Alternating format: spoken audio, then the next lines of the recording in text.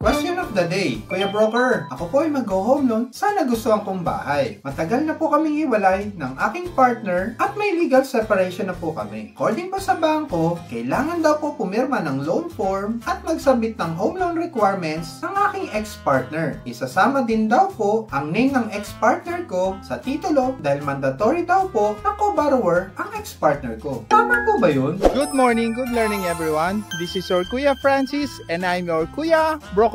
So we are here at South Korea for a family vacation. Pero kahit nasa vacation po, nandito pa rin ako para magbigay ng mga real estate tips.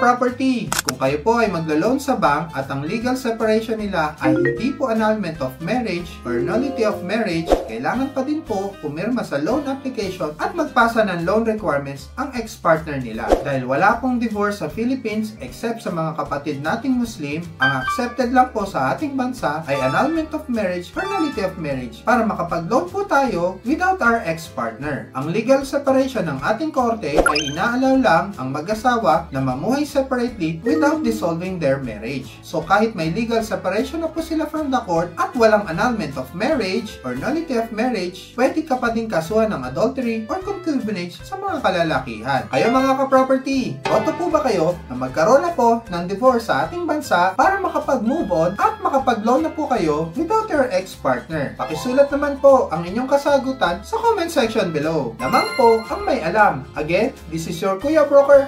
God bless po sa ating lahat.